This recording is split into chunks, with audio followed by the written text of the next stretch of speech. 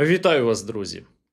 Всіх вітаю, всім доброго дня. Як ваші справи? Напишіть, звідки ви, напишіть, чи добре мене чути, чи добре мене видно, чи все гаразд у нас із трансляцією. Я тепер кожен раз це кажу, тому що були випадки, були прецеденти в мене, коли трансляція падала, це було дуже неприємно.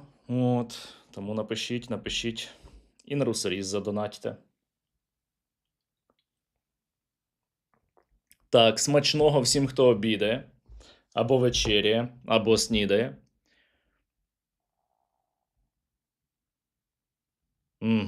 Та, бачу, що все окей. Значить, будемо починати. Дорогі друзі, я вас вітаю, як і обіцяв учора, під час вчорашньої трансляції.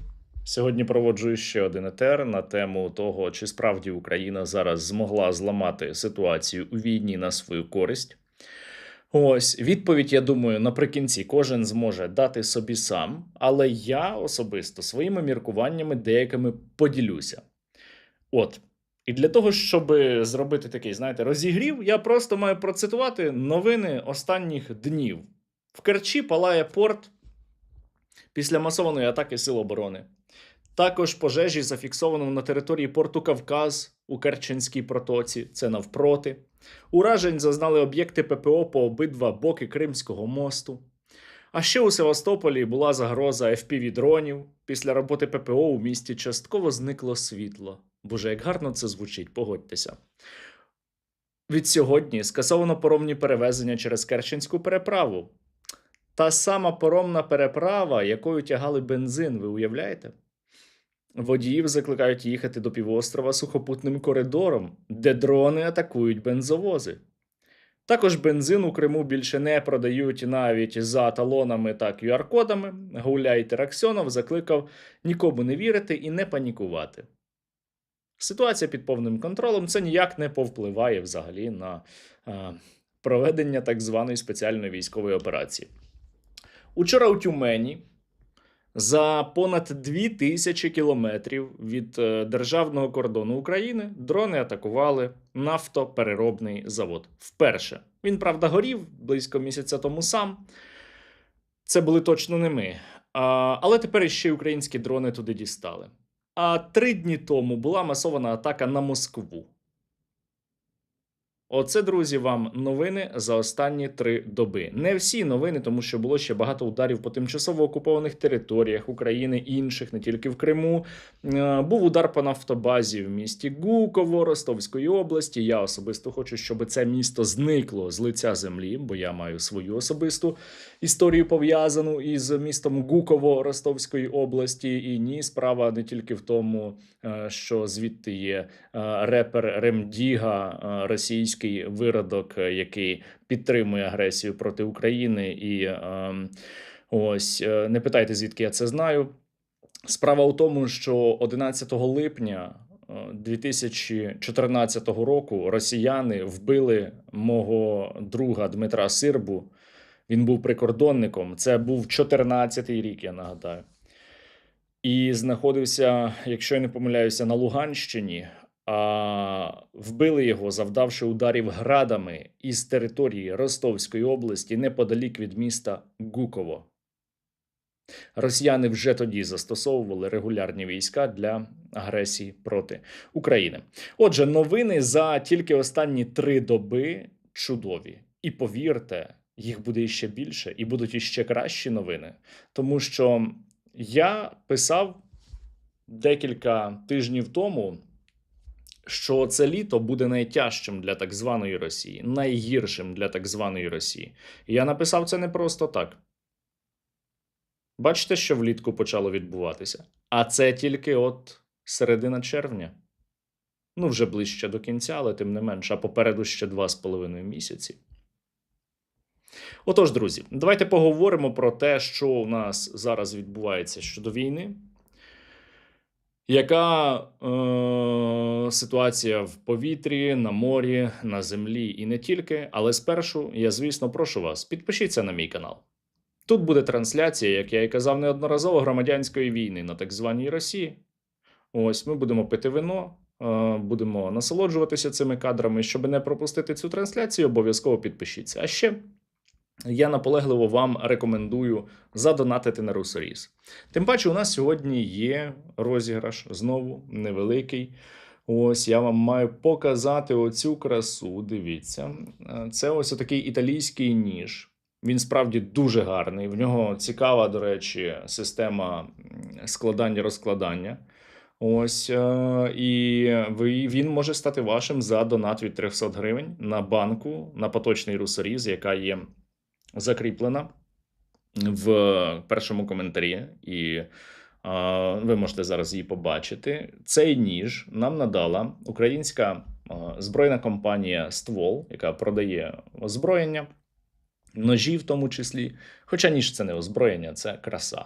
От, і оцю красу ви можете виграти. Розіграш буде тривати до завтра, до 8 години ранку, тому поспішайте задонатити 300 гривень, і ви змагаєтеся за оцей ніж. Чим більше сума кратна 300, тим більше шансів на перемогу. Але не завжди виграють ті, хто більше задонатили. До прикладу, минулого разу не ніж, але принт у нас виграла людина, яка задонатила рівно 100 гривень. Був випадок, коли у нас квартиру виграла людина, яка задонатила рівно 300 гривень. Так що усі донати важливі.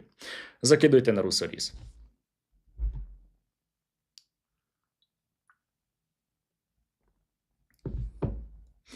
Такс. Давайте поговоримо про повітряну обстановку. Та спершу почнемо із повітря. Щодо повітря, ситуація наразі така. Почнемо із ворога, із нашого противника. Значить, росіяни далі застосовують шахеди. Шахеди усе ще є великою проблемою для нас.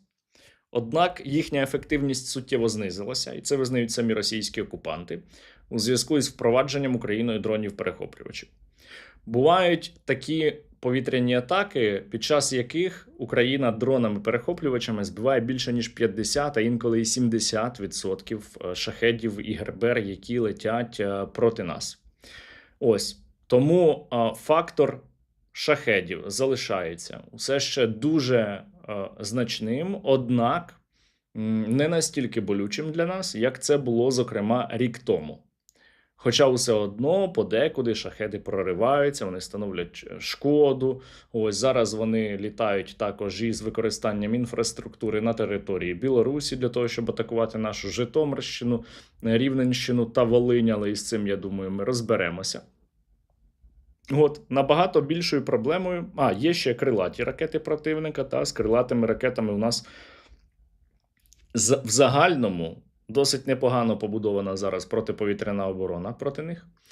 Тому що бувають випадки, коли наші літаки F-16, зокрема, перехоплюють 95 і бувало навіть 100% крилатих ракет, які ворог запускав під час масованих атак. Не завжди все вдається перехопити. Бувають, звісно, і наслідки на землі.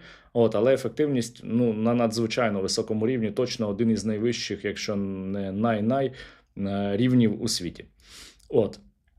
Однак у противника є дуже серйозні, неприємні для нас із вами інструменти, проти яких боротися дуже важко. Це балістика. А віднедавна ще і циркони до цього додалися. Але балістика на номер 1 сьогодні проблема для української протиповітряної оборони, хоча б тому, що протиракетних комплексів у нас майже немає. В нас дуже небагато систем Петріот.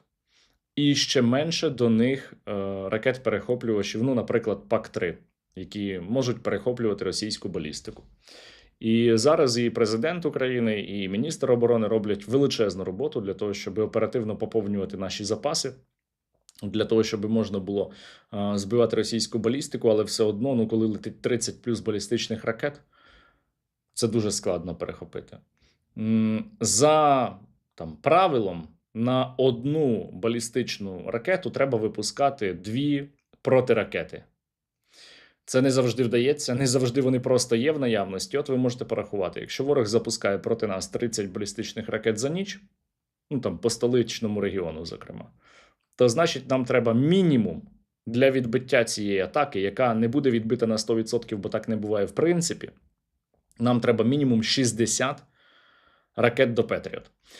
Ракети до систем Петріот – це штучний товар. вони дуже повільно виробляються. І я сподіваюся, що ми отримаємо ліцензії на виробництво тих же ракет ПАК-3 та ракет ПАК-2 до систем Patriot від наших партнерів. Є малесенький стриманий оптимізм щодо цього після останнього саміту G7, але я не хочу забігати наперед. Поживемо, побачимо. Було би дуже гарно отримати нам ліцензії на виробництво. Ми б могли б виробляти значно в більших кількостях ракети-перехоплювачі, аніж зараз виробляють у всьому світі. А це, повірте, навіть не тисячі на рік сьогодні виробляються. Ось.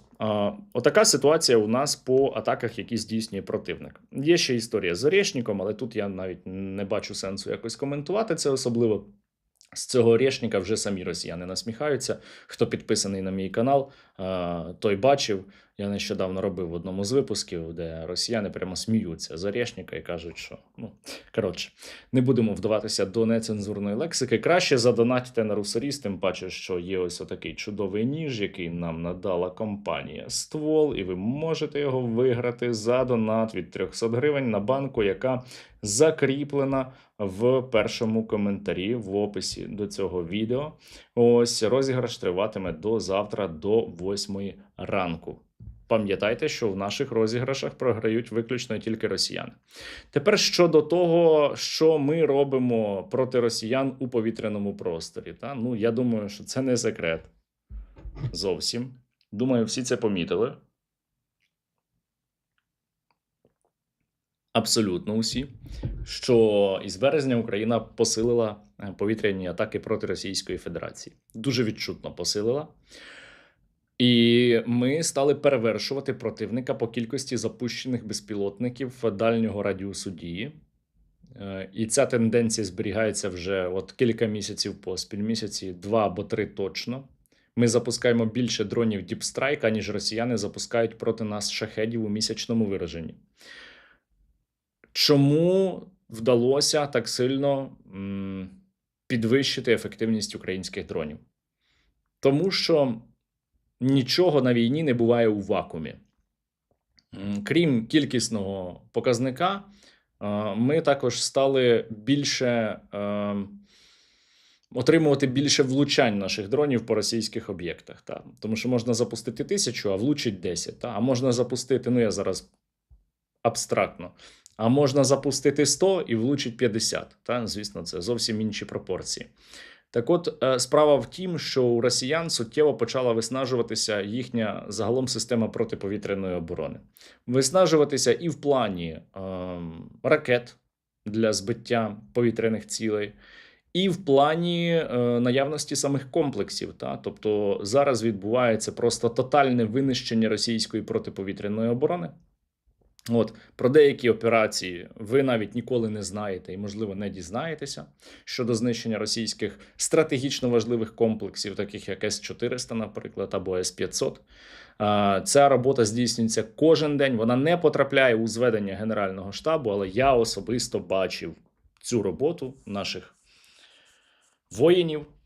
І справді росіяни несуть зараз дуже великі втрати по системах ППО. Особливо на тимчасово окупованих територіях, особливо в нашому українському Криму і особливо на маршрутах, які потрібні нам для прольоту безпілотників, особливо для атак Москви. Крім того, вже зараз українські дрони, зокрема, з того, що вчора було по Тюмені, по Тюмені летіли дрони на дистанцію 2000 кілометрів, це були дрони ФП-1, якщо я не помиляюся, і якщо дистанція 2000 кілометрів від кордону, то майте на увазі, що дрон для того, щоб долетіти, міг подолати реальну відстань, тому що йому ж треба, дивіться як, набрати висоту, це вже збільшення відстані.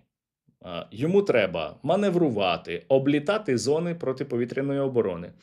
Так як на мапі малюється, що там тут точка А, умовно, кордон України, а ось Тюмень, і ось отака лінія між ними пряма, так не буває. Дрон так не летить. Дрон летить по складнішому набагато маршруту, з підйомами, зі зниженням і так далі, з маневруванням вправо, вліво, на схід, на захід тощо. Навіть коли Москву атакували українські безпілотники, то частина із них заходила зі сходу, хоча Україна розташована на захід від Москви, на південний захід. Так от, якщо ви бачите, що ціль була уражена на дистанції 2000 кілометрів від державного кордону, це означає, що в реальності безпілотник пролетів десь 2200, 2500 або навіть 3000 кілометрів для того, щоб цю ціль уразити. І, власне, можна вже зараз говорити, що ті ж самі дрони FP1 здатні вже долати відстані 3000 кілометрів. Сьогодні Україна володіє найбільш далекобійними безпілотними засобами ураження. Це однозначно. З цієї нагоди я закликаю вас задонатити на Русоріс.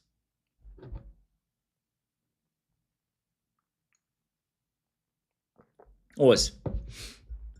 Постійні атаки українських безпілотників спричинили в Російській Федерації декілька криз. По-перше, і те, що ми всі з вами бачимо, це криза їхньої системи ППО. Дуже гарно система ППО Москви працювала під час минулої масованої атаки на російську столицю.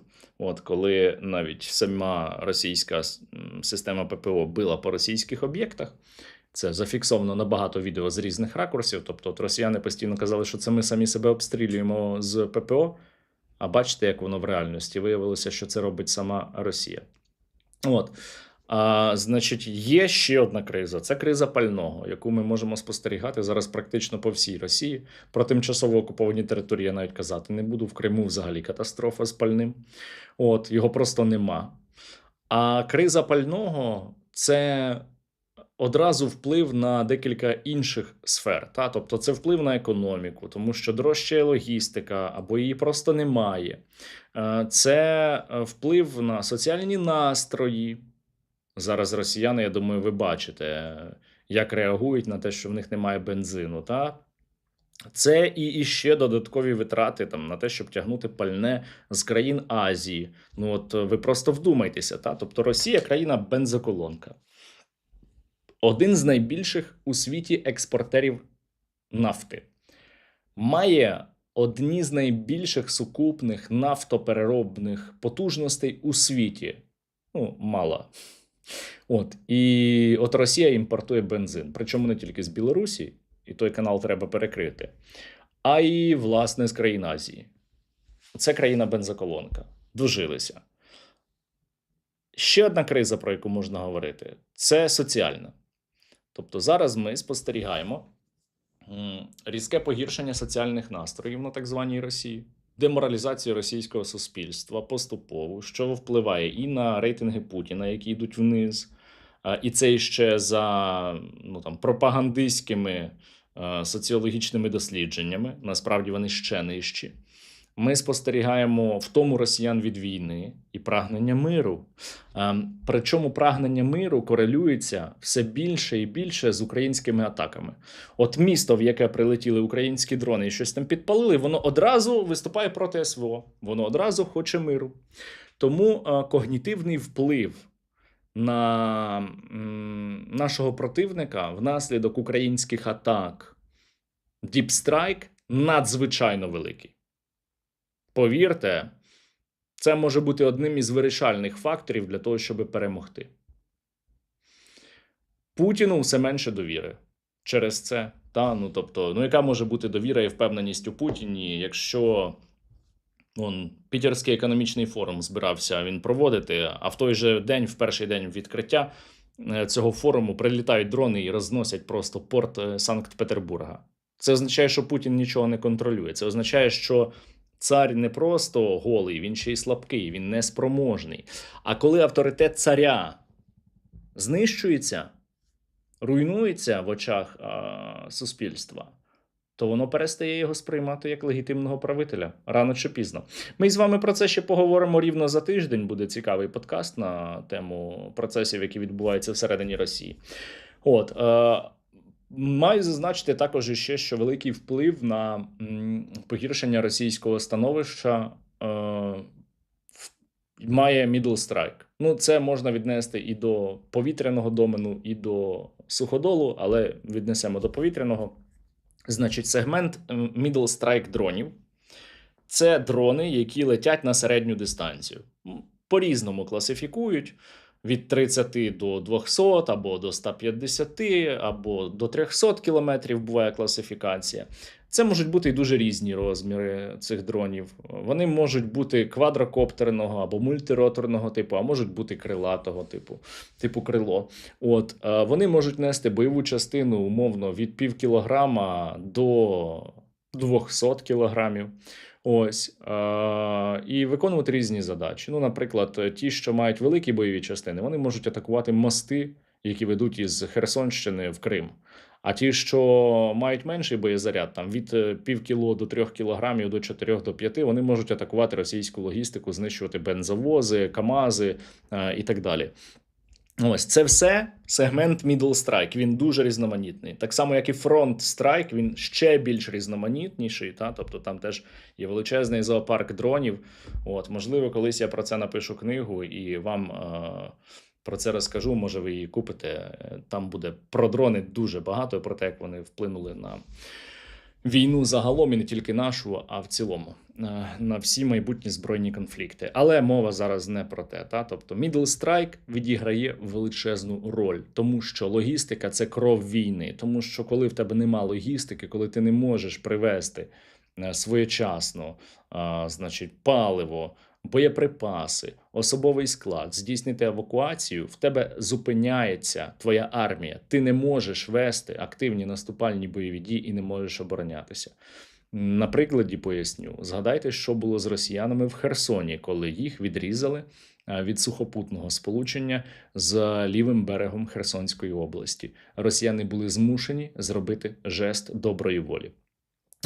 Я не кажу, що тут відбудеться прямо так само, але масштаб значно більший, і деякі вводні дуже схожі. Тобто на 100% відрізати логістику росіянам на весь південь України буде складно, неможливо практично, але перетворити Крим на острів, я думаю, можна. Справді можна. Про це ми ще сьогодні поговоримо, але тільки за однієї умови. Якщо ви задонатите на Русоріс, тим паче, якщо ви закинете 300 гривень, дивіться, що ви можете виграти. Ви можете виграти ось оцього красення. Його нам надала компанія «Ствол», за що їй подяка. «Ствол» продає ножі, продає озброєння, нарізну зброю, гладкоствольну. Рекомендую купити, якщо у вас зброї досі немає. Зброя має бути у кожного вільного українця, адекватного, звісно. Ви можете цю красу виграти за донату 300 гривень на банку, яка є в описі до цього відео.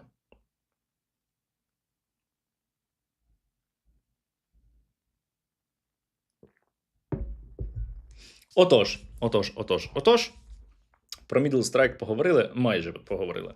Щодо Middle Strike'ів, маю сказати, що тільки цього року Україна почала закуповувати їх у дуже великих кількостях. І те, що ви зараз бачите, це насправді, я би сказав, пробник. Тобто те, що зараз відбувається з російською логістикою, з ураженням її на глибину 50 плюс кілометрів, 100 кілометрів і більше, це тільки початок. Тому що Міністерство оборони контрактує в десятки разів більше засобів категорії Middle Strike. І росіянам буде дуже боляче. Дуже боляче буде російським окупантам. Від себе зазначу, я до минулих міністрів оборони, до одного з них прямо декілька разів приходив і говорив, що дивіться, у нас вже на ринку, у нас з 23-го року, для вашого розуміння, були вже в Україні розробки, які дозволяли ганятися за російською технікою на глибину до 100 кілометрів. Коли кілзона була значно менша. Коли бензовози можна було знайти за 50 кілометрів від фронту. Ці дрони були дуже дешеві. Щось в районі до $1000 або біля $1000. Їх було навіть декілька. Це можна назвати аналогом блискавки тощо. Не суть. І Міністерство оборони раніше цим не цікавилося. Чомусь. Зараз, коли змінився міністр оборони, то Middle Strike – це один із найбільших пріоритетів. І ви бачите його результати. Що буде далі? Щодо повітря. Це ми досі про повітря з вами говоримо. Далі атак на Росію буде більше. До кінця року відчутно більше їх стане. Але будуть атаки також, звісно, посилюватися і на тимчасово окупованій території України. Україна буде прагнути до ізоляції вже не просто районів ведення бойових дій, а до ізоляції цілих російських угруповань військ.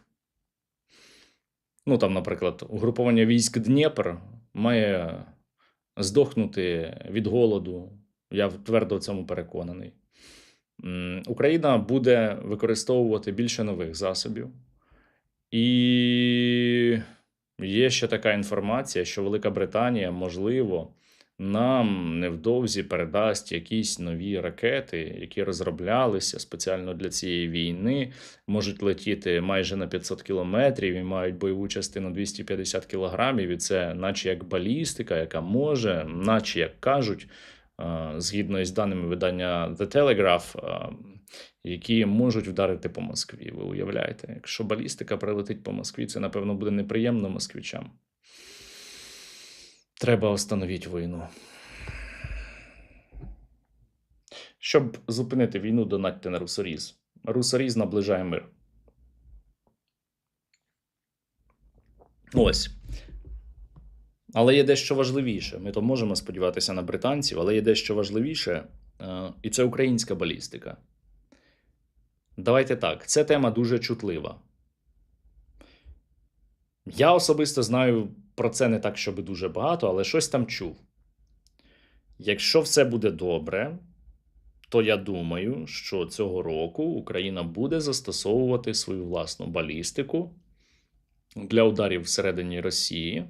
І це буде вже не поодиноке застосування балістики, а балістика серійного виробництва. Бо поодинокі застосування вже були. Те, що я зараз кажу, це загалом відкрита інформація, яку озвучував не тільки я.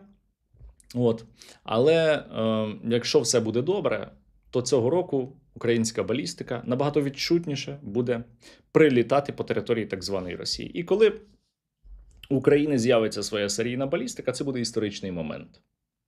Не тільки тому, що балістика – це ракети, які дуже складно збивати, які долають в багатьох випадках системи ППО і ПРО. Не тільки тому, що балістика набагато швидше долітає і у противника менший час на реакцію, а й тому, що загалом у світі є, якщо я не помиляюся, 13 або 14 держав з власною балістикою. Тобто це дуже невеликий клуб. А ще балістика – це хороший засіб доставки. Отже, українська балістика може запрацювати цього року. Я дуже на це сподіваюся, але навіть без української балістики вже зараз українські дрони творять дуже погані речі із росіянами. Ну як, для нас із вами, звісно, хороші. На цій позитивній ноті закиньте на Русоріз. Скільки коштує один Русоріз? Хочу донатити на один на тиждень. Дивіться. Русоріз може коштувати, образно кажучи, від 15 тисяч гривень до 100 тисяч гривень. Тому донатьте хоча б навіть по 2 гривні, по 10. Будь-які донати важливі. Якщо у вас є можливість донатити на цілий дрон раз на тиждень, це буде прекрасно. Ось, завтра, до речі, будуть іще цікаві речі, вам сподобаються, які стосуються безпілотних технологій.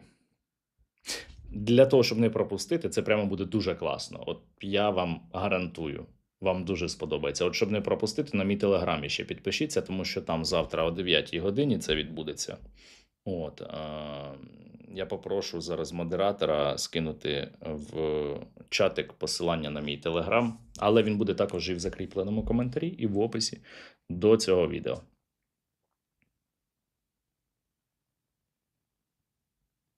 Ну, ми з вами вже майже 200 тисяч зібрали від початку розмови, це прекрасно. Так, є в чатику посилання на мій телеграм. Так, власне, тепер давайте поговоримо про інший домен війни, тобто про море. На морі ситуація зараз наступна. Ворог здійснює переважно повітряні атаки на наш зерновий коридор, на судна, які йдуть до наших або із наших портів. Використовує ворог також і безпілотник «Оріон», в районі Зміїного острова для того, щоб атакувати наші засоби і також контролювати прохід суден через Чорне море. Я думаю, це тимчасово відбувається.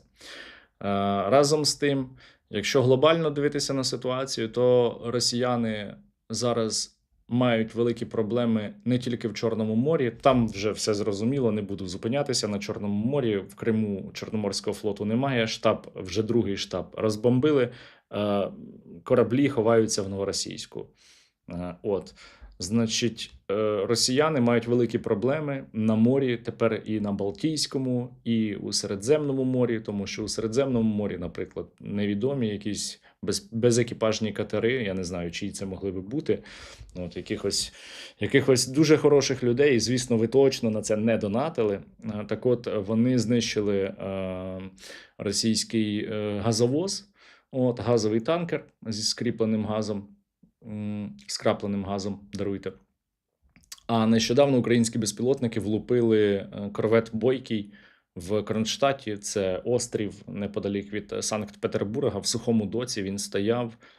Це фактично вже Балтійське море, і от там влупили його українські дрони. Ви уявляєте, що відбувається? Жахлива ситуація.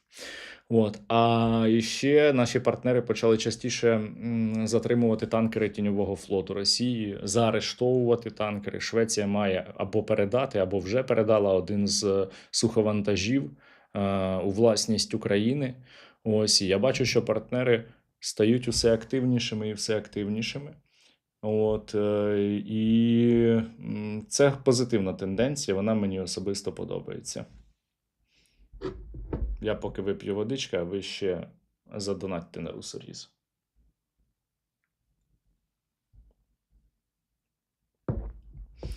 Так. З флотом у росіян дуже великі проблеми. Фактично, держава майже без флоту, тобто Україна, зараз повністю володіє ініціативою в морі, в Чорному морі. Ну, давайте не повністю, там, на 90%. І дістає росіян на інших морях. Я скажу так. В теорії для України немає проблем ловити російські судна майже у будь-якому морі. Ну, про океани зараз не будемо казати, але що стосується морів, я думаю, для нас немає технічних проблем влупити будь-яке російське судно в будь-якій точці світу. Тепер про суходіл. По суходолу є як позитивні новини, так і погані новини. Давайте загалом почнемо з в цілому ситуації. Просування ворога зараз значною мірою зупинено. Якщо дивитися співвідношення, скільки територій перейшли під контроль росіян, а скільки територій ми повернули під наш контроль, там, ну, наприклад, за травень, то це практично паритет. Тобто росіяни захопили стільки ж територій, скільки ми деокупували, звільнили. Але є, звісно, нюанси. Значить, росіяни зараз мають втрати за кожен кілометр, яким вони просуваються, точно вже більше, ніж в 2 рази, аніж за там, весну минулого року. Основні зусилля противник концентрує на Гуляйпільському напрямку, для того, щоб в тому числі зайти в, ну, не тил, але вдарити у фланг від міста Оріхів, яке є дуже важливим для нас на півдні. Для нас дуже важливе кожне місто, але з військової точки зору я маю на увазі. Ось. Також росіяни тиснуть на Слов'янсько-Краматорську агломерацію. На жаль, вони там вже практично за 12-15 кілометрів від цих міст, і по містах дуже сильно прилітає кожен день. Кожен день ці виродки вбивають цивільних. Кожен день росіяни тероризують Слов'янський, Краматорський. Я дуже рекомендую мешканцям Слов'янська і Краматорська виїхати звідти. Я розумію, що може бути дуже багато проблем з виїздом, ну, в тому плані, куди їхати тощо. Але лишати там своїх дітей, це так не можна, тому що ви загинете, не дай Бог. Ось. І просувається ворог, на жаль, у Костянтинівці. От на даний момент у нас найгірша ситуація в Костянтинівці. В Костянтинівці противник по флангах пройшов Ну, вже точно більше, ніж половину міста. Ось, і ситуація, погана ситуація там зараз. Ось. Але в цілому росіянам зараз набагато складніше наступати. Ми, в свою чергу, маємо більше успіхів на півдні. Кілзона зараз складає приблизно мінімум 15 кілометрів в одну сторону від лінії бойового зіткнення, тобто 30 загалом, але і лінії бойового зіткнення як такої зараз немає. Фронт фрагментований, і це дуже відрізняється від усього, що раніше описувалося там під час попередніх воєн. От, надзвичайно відрізняється. Тобто, те, що зараз відбувається на полі бою, такого ніколи раніше не було. І дрони однозначно дали нам можливість ще триматися і не програти війну. От в цьому я твердо переконаний. І тому я закликаю вас задонатити на дрони, закинути на русоріз, тому що дронів ніколи не буває багато.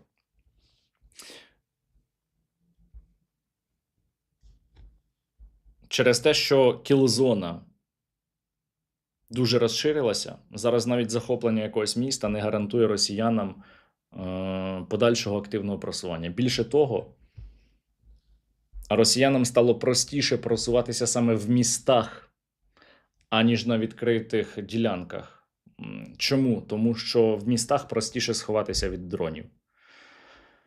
Простіше організувати навіть логістику. І тому, стоячи там на майже всіх ділянках фронту, які йдуть не через міста, росіяни мають успіхи у Костянтинівці. Але не тільки через це. Про інші причини я не буду говорити зараз публічно.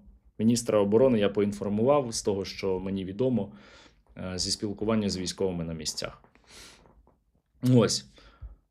Разом з тим, говорячи про сухопутну складову російсько-української війни, не можна забувати про Білорусь. Про Білорусь я вчора говорив.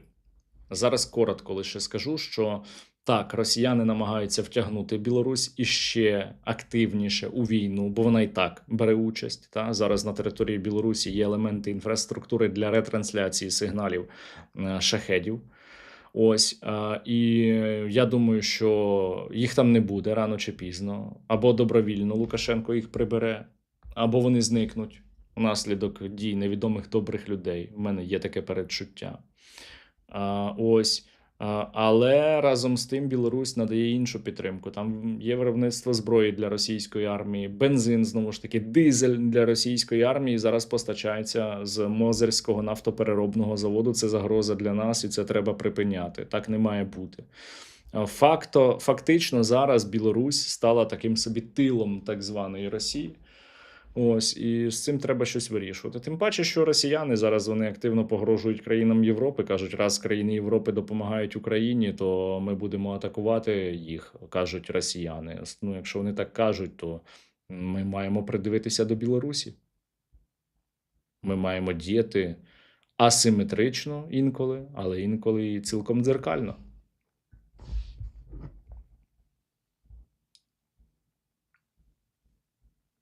Ось.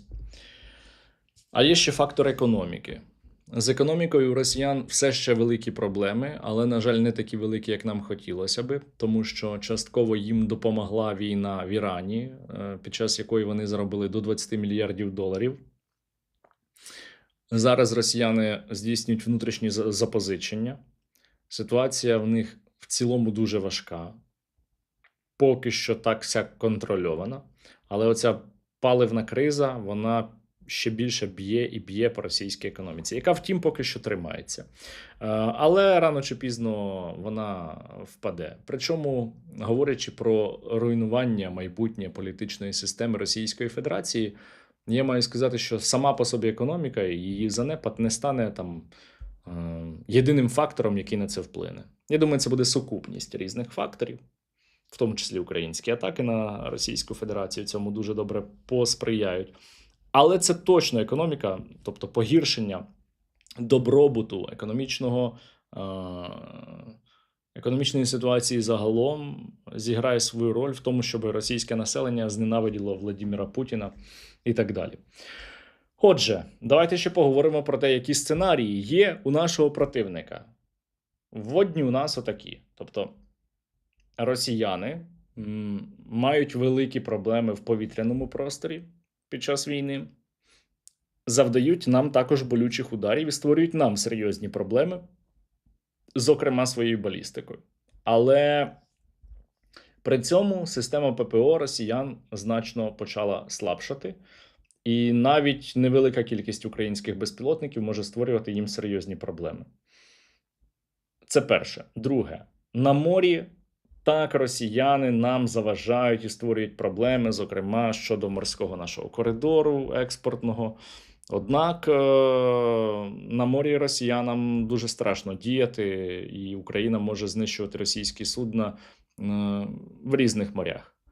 Що стосується сухопутної складової російсько-української війни, дуже важка ситуація в Костянтинівці, дуже важка. В нас, до речі, звідти є незакриті запити, і я можу навіть сказати, скільки зараз. Ми нарешті собі поставили гарну CRM-ку. Ось для фонду.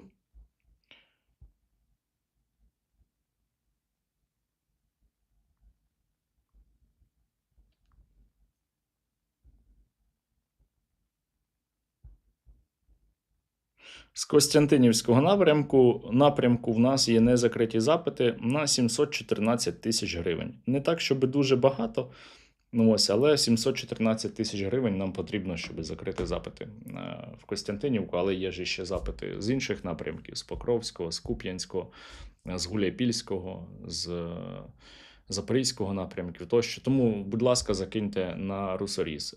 Є якась інформація з Лиману? Питають мене. На Лимані, на Лиманському напрямку, росіяни намагаються активізуватися. Вони загалом намагаються тиснути зараз на кількох ділянках фронту, але я говорив про не те, що ті основні, але про ті, де зараз найбільше ворог має якісь успіхи, або де Україна має успіхи. Які подальші сценарії у нашого ворога? От маючи таку ситуацію, маючи ще там на Суходолі ситуацію, коли вони просуваються в Костянтинівці, але загалом не можна сказати, що росіяни мають великі прориви. І точно ситуація для них гірша, ніж минулого і позаминулого року. Коли у росіян серйозно ускладнюється логістика, коли в них відрізається тимчасово окупований Крим. От що росіяни можуть зробити? Я про це говорив на подкасті з Владиславом Рашкованом і дуже рекомендую вам його подивитися. Дуже цікава була розмова. У росіян є 4 варіанти подальшого розвитку подій. Що вони можуть робити? Вони можуть продовжувати війну у нинішньому вигляді. От так, як воно все зараз є, так вони будуть продовжувати і далі. Це веде до поразки. От якщо нічого зараз не змінювати росіянам, вони точно програють війну. Вони точно виснажаться, ми точно зможемо знекровити кілька їхніх угруповань військ, лишити їх без логістики, і в подальшому це призведе до... Не буду казати, до чого це призведе, росіянам буде дуже погано, отак скажу. Варіант другий – це зупинка війни. Заморозка. Якщо Володимир Путін погодиться на зупинку війни і заморозку, то він виглядатиме лузером в очах росіян, тому що він не те, що не досягнув політичних цілей по захопленню України, а навіть не захопив Донеччину, Луганщину, Херсонщину і Запорізьку область, які він проголосив територіями Російської Федерації. Тобто це буде однозначно сприйматися як програш. В умовах економічних проблем, в умовах повернення дуже багатьох росіян назад у тил, це спричинить, скоріш за все, колапс політичної системи Російської Федерації. Тобто це теж варіант малоймовірний з точки зору того, що Путін на нього погодиться. Путін не може, розумієте, в нього така дилема, він не може далі і особливо воювати в тому вигляді, в якому це є зараз. Але й не може зупинитися, тому що і перше, і друге означає його поразку і, напевно, його фізичну смерть або ув'язнення. Варіант третій. Владимир Путін може оголосити мобілізацію. Зараз на так званій Росії вже триває прихована мобілізація. От там в Пензенській, якщо я не помиляюсь, області вже ловлять росіяни, там один безногий росіянин з ножем кидався на російських мусорів через мобілізаційні заходи. Мобілізація вкрай непопулярна всередині Росії, вкрай непопулярна і загрожує також колапсом політичної системи. Тому що, маючи зараз високий рівень суспільного невдоволення і готовність до протестів, повірте мені, як і вам смішно, коли я кажу росіяни і протести, але тим не менше росіяни можуть інколи бунтувати, як показує практика навіть там того ж 2023 року. В 23-му Пригожин ходив на Москву. Так. От.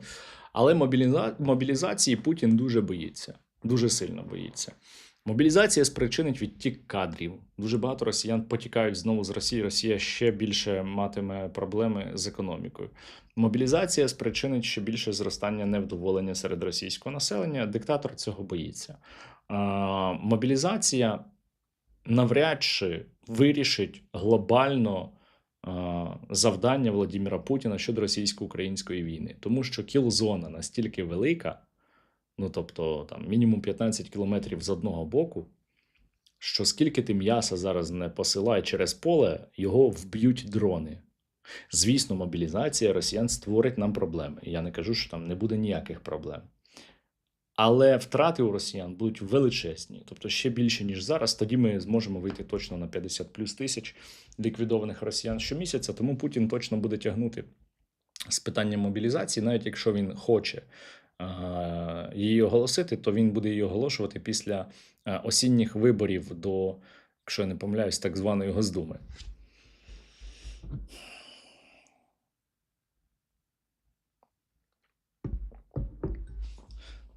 Так, значить, і четвертий варіант, який є у Владимира Путіна, це здійснити атаку на іншу країну. Можливо, обмежену атаку, можливо, навіть там ввести війська і зразу вивести, але почати показувати Європі її слабкість.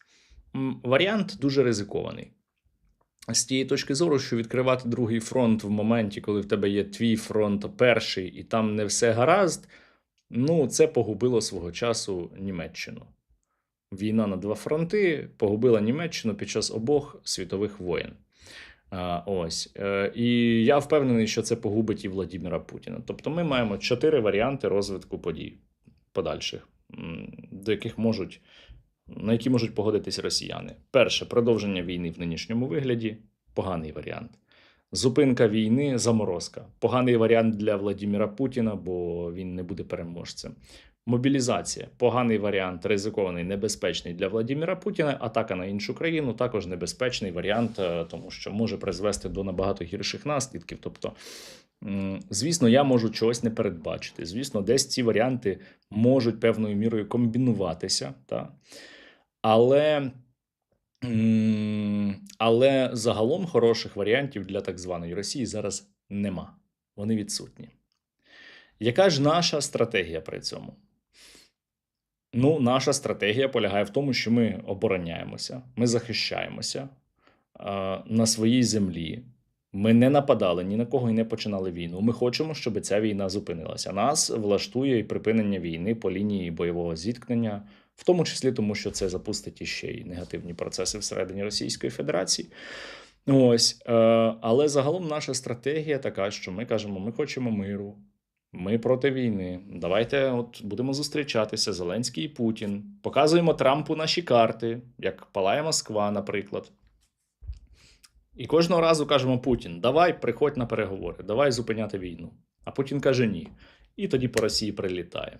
Потім знову ми приходимо, Зеленський каже, Путін, давай раз на раз зустрінемося і там будемо завершувати війну. Путін знову каже ні, каже, работайте, браття, знову прилітає по так званій Росії. І от росіяни будуть отримувати нові і нові удари кожного разу, коли Путін відмовляється завершувати війну. А він буде відмовлятися. Ну, треба його примушувати. Росіяни розуміють лише силу, це ж нація гопників. Ось, тому лише удари – це та мова, яка буде для них зрозуміла. Звісно, росіяни будуть бити також і по нам. І зараз вони готуються до нової масованої комбінованої атаки. Але вони це роблять і робили би незалежно від наших дій. Вони це робили і раніше. І з 22-го року масовані повітряні атаки на всю нашу країну відбуваються. Ось тому тут для нас мало що зміниться. Але тепер ми можемо відповідати. Можемо відповідати дуже боляче. Можемо бити по Москві. І те, що відбувалося останніми днями і тижнями, це, насправді, не люблю пафосні слова, але це тільки початок, дійсно. Я схильний, відповідаючи на питання, чи дійсно ми переламали ситуацію у війні, я схильний казати, що скоріше так, аніж ні. Ми сповільнили ворога на фронті. Україна добилася того, що думка щодо нас змінилася на Заході. Україна почала бити всередину Росії дуже серйозно і масовано. Ось. Але можуть бути ще різні непередбачувані фактори, які можуть ситуацію змінити як на нашу користь, так і на користь противника. Тому, чи переламали ми ситуацію? Частково так, на мою думку, але ще є над чим працювати. Тому в мене стриманий оптимізм. А поки в мене стриманий оптимізм і водичка, яку я хочу попити, закиньте на русоріз. Нагадую, ви можете виграти за донат від 300 гривень оцього прекрасного... я не те включив.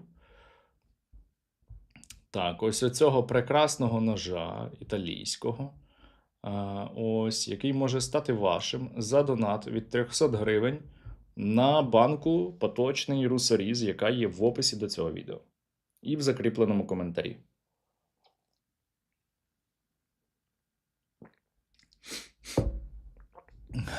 В будь-якому випадку пам'ятайте, що в наших розіграшах програють виключно і тільки росіяни.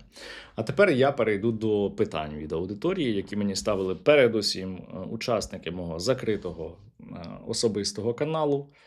Туди можна потрапити, підписавшись на монобазу для русорізу, посилання на яку також ви можете знайти в описі до цього відео і, можливо, навіть у чатику посилання з'явиться.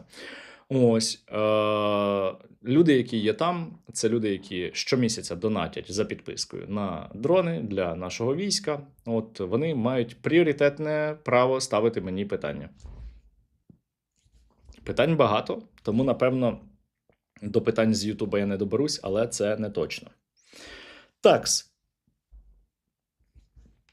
Питання номер 1. Що по мосту? Якщо ви маєте на увазі Кримський міст, то я рекомендую вам просто звернути увагу на деталі сьогоднішньої атаки. Коли було уражено портову інфраструктуру з обох боків Керченської протоки, з обох боків того самого Кримського мосту. Цитата. Крім того, СБУ, це офіційне повідомлення, крім того, СБУ та Сили оборони України вивели з ладу 4 радіолокаційні станції зі складу ЗРК С-400 та 2 зенітно-ракетно-гарматні комплекси «Панцир», розміщені безпосередньо на Кримському мосту. Я гадаю, що я відповів на ваше питання. Чи буде десант у Крим? Слухайте, я не знаю, навіть якби знав, я би не сказав.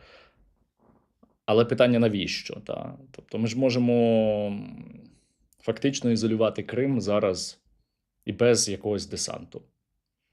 Це, звісно, на розсуд вищого військового командування, військово-політичного керівництва, навіть я б сказав би, таке питання. Але я не бачу в цьому потреби, особисто я. Яке вино п'є Стерненко і чи правда, що його роблять з російських немовлят? Так, це правда. Який найбільший одноразовий донат прилітав вам за весь час? Ой, це цікаве питання. Напевно, це було 40 з чимось мільйонів гривень за угодою з спеціалізованою антикорупційною прокуратурою, коли гроші якогось корупціонера пішли на закупівлю дронів FPV, які здатні летіти на 50 плюс кілометрів. Оце, напевно, найбільший разовий донат був, але я можу помилитися. Але я сподіваюся, що будуть більші разові донати. Як ви думаєте, саме ваша особиста думка, на Росії вже почались відловлювання росіян, бусифікація, чи пришвидшить це громадянську революцію, чи все ж жодним чином не повпливає? На це питання я вже відповідав раніше. Чи спалимо Росію дотла? Обов'язково. Якщо Росія все ж почне розпадатись, чи зможе вона використати московські і петербурзькі військові округи для придушення заворушень? За Пригожина у них був оголений тил, а зараз вони можуть зберегти режим навіть у разі великих заворушень. Це цікаве питання. Ну, і так, і ні. Сама наявність військових округів ще не гарантує, що вони будуть виконувати накази. Сама наявність військових округів не гарантує того, що військова вертикаль управління взагалі збережеться, коли на так званій Росії почнеться падіння політичної системи. Тому побачимо. Тут я би утримався від якоїсь однозначної відповіді.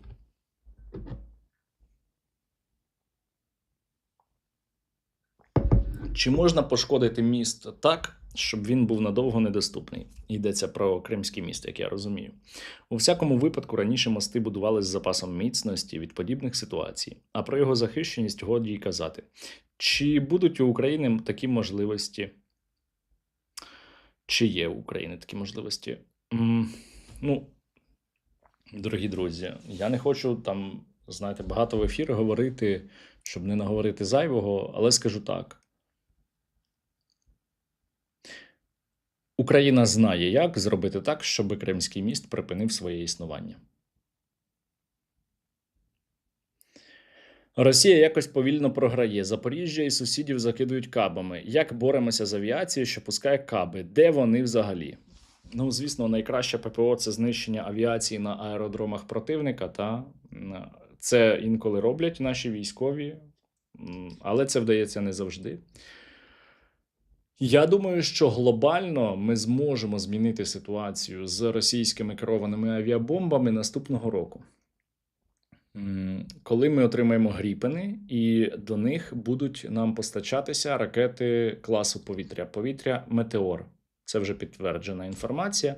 І от ці ракети зможуть уражати російські носії кабів, не входячи в зону дії російської системи протиповітряної оборони.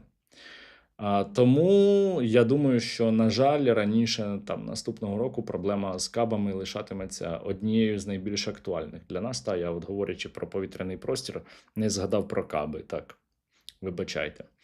Що буде робити Москва, коли ми повністю відріжемо логістику в Крим? Та що, буде чвякать, істерити, казать орєшник запустить. Все як завжди, нічого глобально не зміниться. Так, закиньте на русоріз. Слухайте, вас тут 19 тисяч. От якщо кожен закине по 10 гривень, то ми дуже швидко зберемо зразу 190 тисяч, майже 200. А якщо по 100 закинемо, майже 2 мільйони зберемо.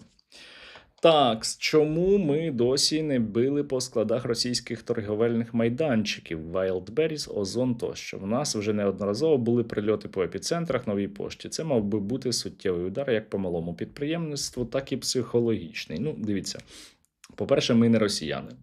А по-друге, ми дотримуємося норм міжнародного гуманітарного права. По-третє, дорогі друзі, скажу вам таку річ. Коли є каталог цілей, є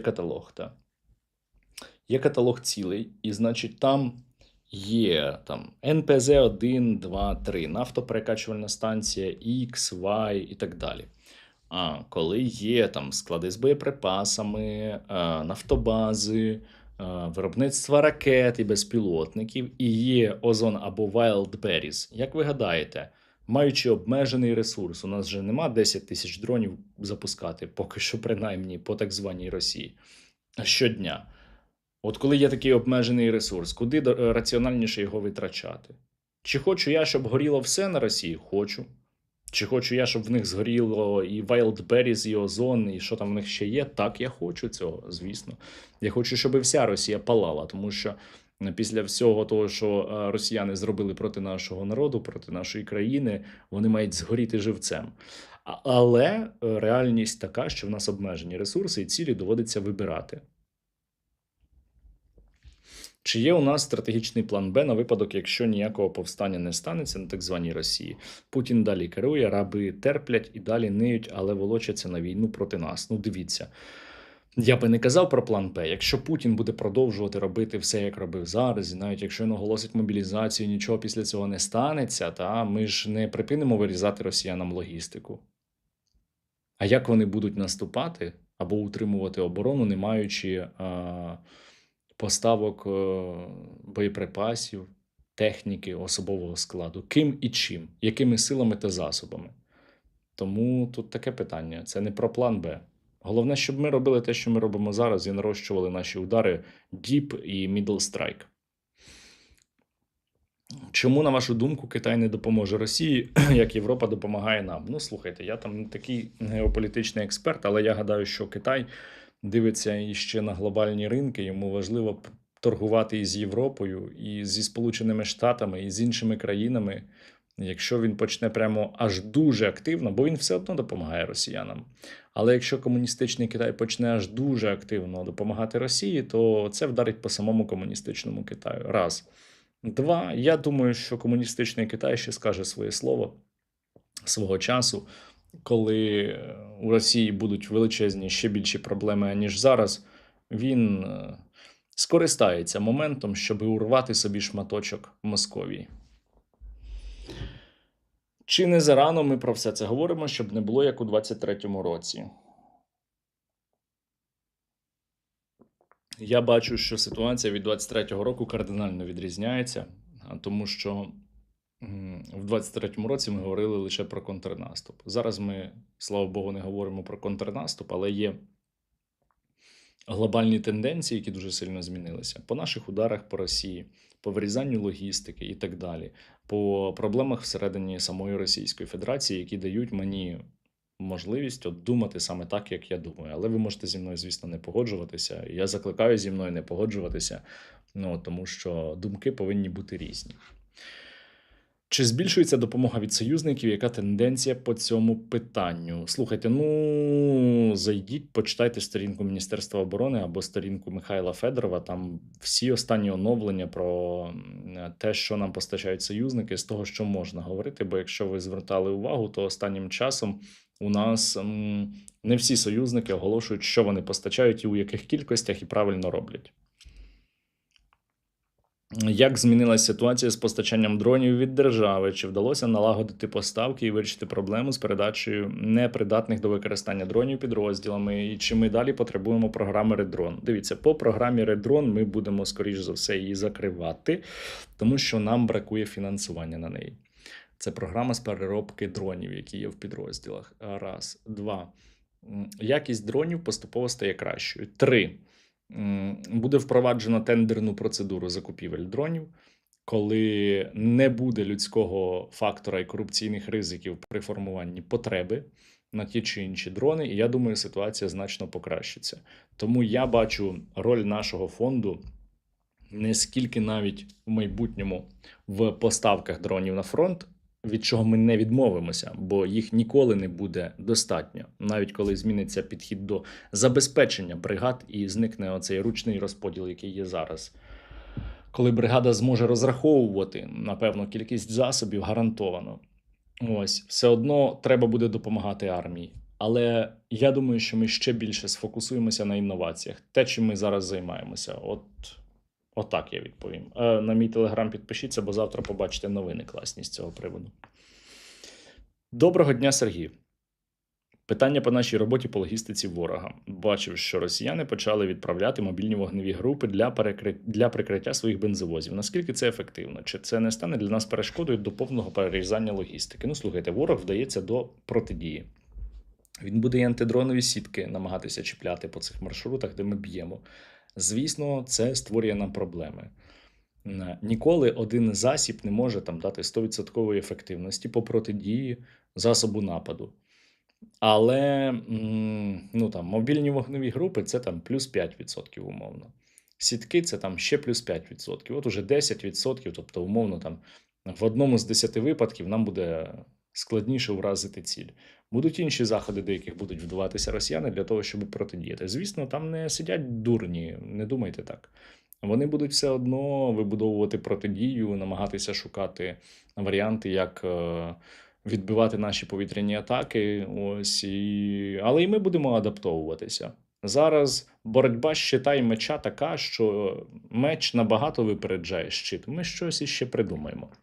Та й зрештою, якщо ми говоримо про Крим, які вже мобільні вогневі групи допоможуть, якщо там не буде мостів з усіх сторін? Тому таке питання. Росіяни вчепилися, розумієте, друзі, за Донбас на сході загалом. Але мені здається, вони не розуміють, що їх поховає український південь. От така моя думка.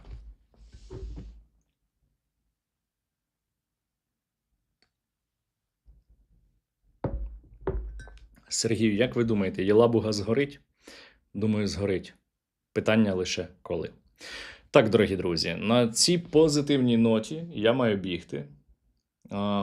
Скажу вам, що якщо подивитися глобально, тобто на те, в якій ситуації ми зараз, і які в нас настрої були 24 лютого 2022 року, то мені особисто не віриться навіть, що ми там палимо Москву, що Україна перерізає логістику в окупований Крим і взагалі, що Україна досі стоїть. Це все завдяки нашим людям, це завдяки нашим солдатам, це завдяки кожному та кожній, хто бореться, хто у війську або для війська, хто допомагає нашому війську. Це все завдяки, без перебільшення, найкращій нації дуже сильних людей. І наші люди найкращі. Я вас люблю, дорогі українці. Дякую за те, що дивилися.